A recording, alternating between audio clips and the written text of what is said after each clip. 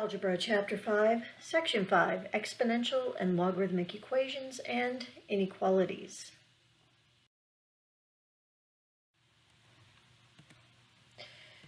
Okay, first we're going to have some properties of logarithmic and exponential functions. For b is greater than 0 but not equal to 1, b to the x equals b to the y if and only if x equals y. Makes sense. If x is greater than 0 and y is greater than 0, then log base b of x equals log base b of y if and only if x and y are equal. Now, first of all, we have type 1 exponential equations, and we solve those in section 2.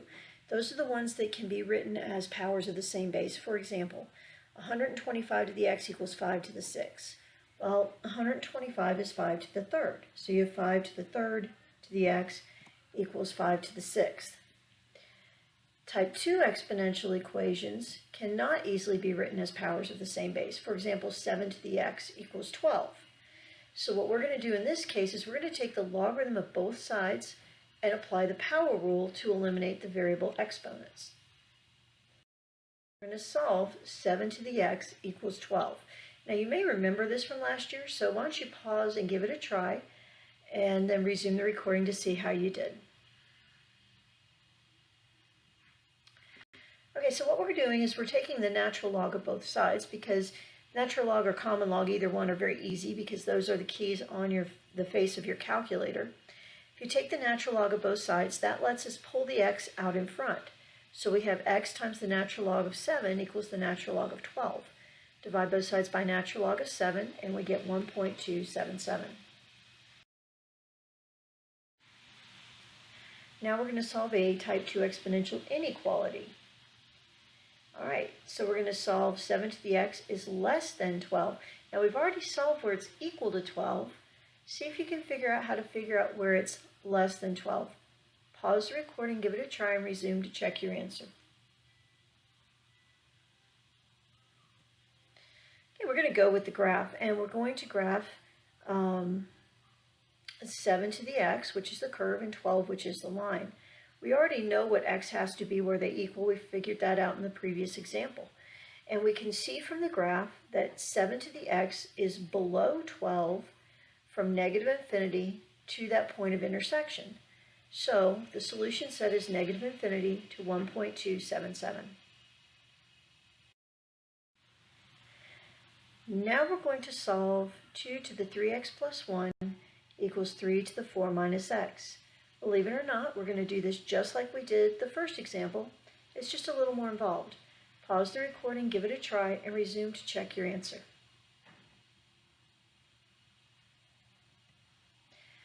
Now we're taking the logarithm of both sides. Now this time the book chose to use the common log. It doesn't matter whether you use common log or natural log, either one will work.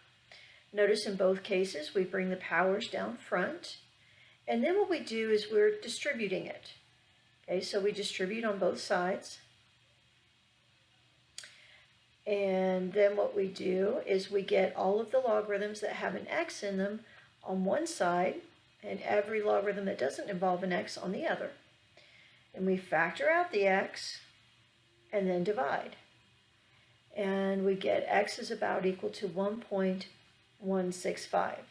There's a pattern to this, so once you've gotten down how to do one of these, they pretty much are all going to work the same way. Now we're going to solve a logarithmic equation of the type log of x equals log of y. And these are actually pretty simple. Let me give you a hint. What you need to do first is you need to combine the logarithms using the properties of logarithms on the left, and then you'll be home free once you've done that. Pause the recording, give it a try, and resume to check your answer.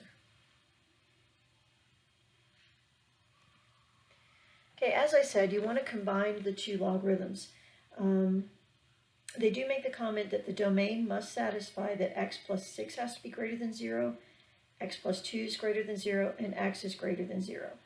And for all of these, that means that x has to be from 0 to infinity, because that's what's going to satisfy all three of them at the same time.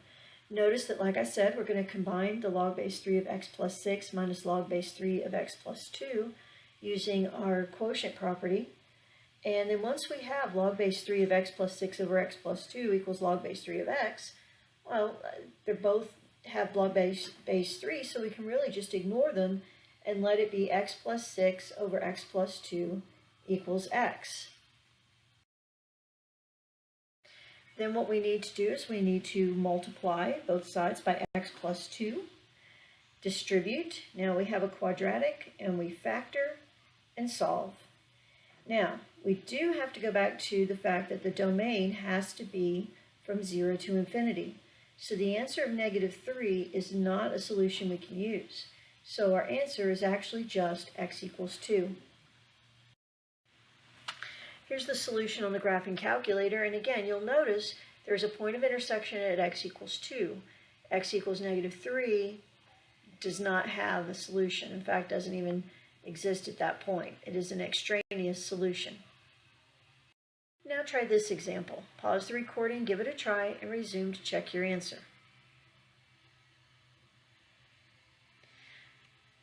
Okay, what we need to do with this is we need to combine the logarithms on the left first using the multiplication property. So we have the log of 3x plus 2 times x minus 1. Whenever you see a logarithm with no base, it's automatically assumed to be base 10.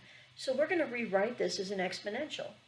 So we're going to write that 10 to the first equals 3x plus 2 times x minus 1.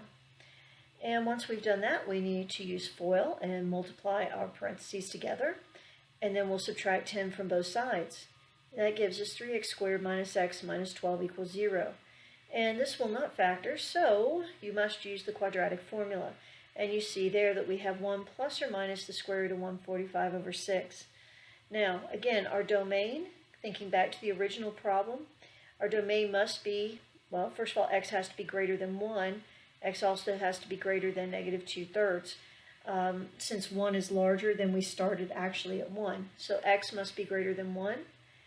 We check our solutions and we see that 1 minus the square root of 145 over 6 is less than 1, and it must be discarded.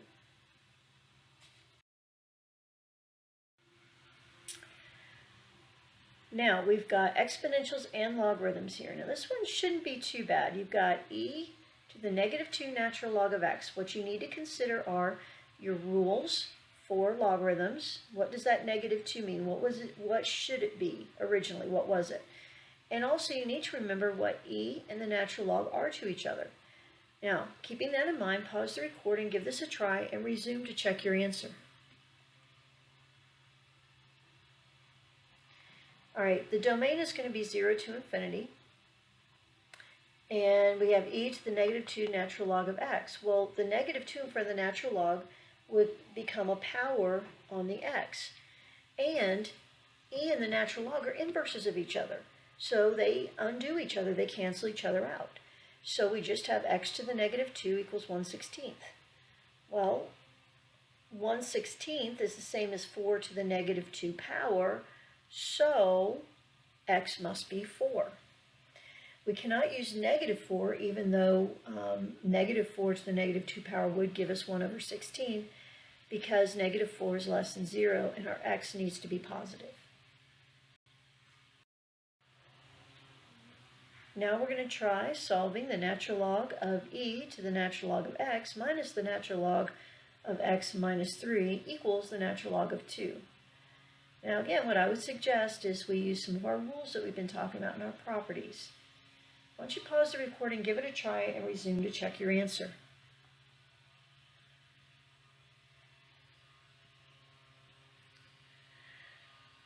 Okay, so the first thing that we do is we take the e to the natural log of x and we simplify that, because e and the natural log cancel each other out, and that leaves us with just x. They also point out that our domain, it must be 3 to infinity. We know that x has to be greater than 3 because x minus 3 has to be greater than 0. Okay, so now we've simplified the e to the natural log of x. We've taken our domain into account. Now we're going to use our quotient rule to combine the two natural logarithms. And we get the natural log of x over x minus 3 equals the natural log of 2.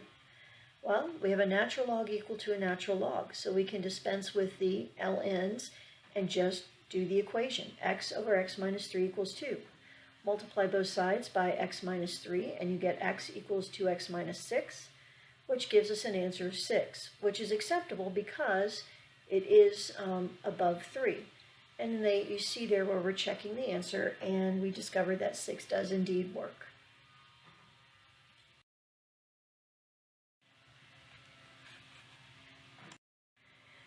Now we have an exponential equation. I'm going to let you try this on your own. We've actually done several equations of this type before, maybe not with an exponential, but I'm going to give you a hint. It kind of looks like a quadratic. In fact, if it weren't for the x there in the power, it probably would look very much like a quadratic. So think about that. Pause the recording, give it a try, and resume to check your answer. Okay, like I said, it looks a lot like a quadratic, and one thing we can do is what's called a U substitution. We've talked about this before. You say, you know what, that e to the x is kind of messing me up, so I'm going to let e to the x be represented by the letter u. And when I put that back in, I get u squared minus 4u plus 3. That I can factor into u minus 1 times u minus 3. And I can solve that, and I get that u is 1, or u equals 3. Now at this point I have to say, oh, but wait a minute, the problem originally didn't have a u in it, it had an e to the x. So I go back and I replace u with e to the x, and I have e to the x equals 1, or e to the x equals 3. Take the natural log of both sides, and we get that x is the natural log of 1, or x is the natural log of 3. Well, any log of 1 is 0, because any number to the 0 power is 1. So 0 is one solution, and the natural log of 3 is the other.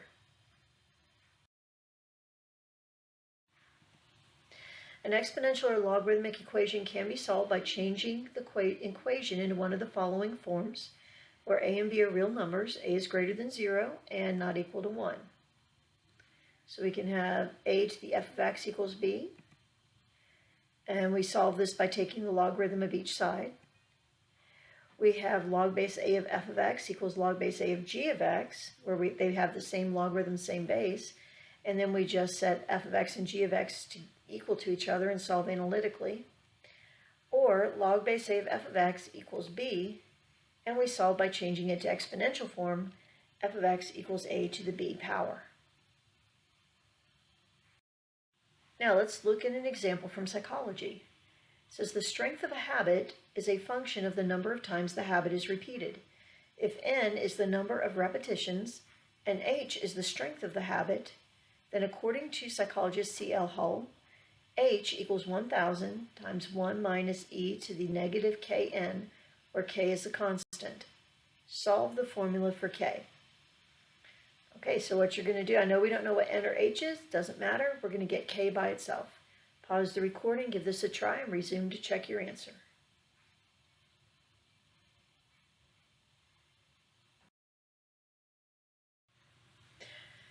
All right, here's our solution. So the first thing we're doing is we're dividing by the 1,000, and that allows the parentheses to go away. We free up the items that were in the parentheses. They subtracted the 1 from both sides, and then what they did, they kind of pulled a fast one. What they did was they flipped the equation around so the e is on the left, and at the same time, they multiplied everything by -1 to get rid of that negative in front of the e. So we have e to the negative kn equals 1 minus h over 1,000. Now we need to get our variable that we're looking for, which is the k, out of the power. So we have to take the logarithm of both sides, and since we're dealing with e, the natural logarithm makes sense. So we take the natural logarithm of both sides. That gives us negative kn equals the natural log of 1 minus h over 1,000. And then finally, multiply both sides by -1 over n, which is like dividing by -n. And we get k equals -1 over n times the natural log of 1 minus h over 1,000.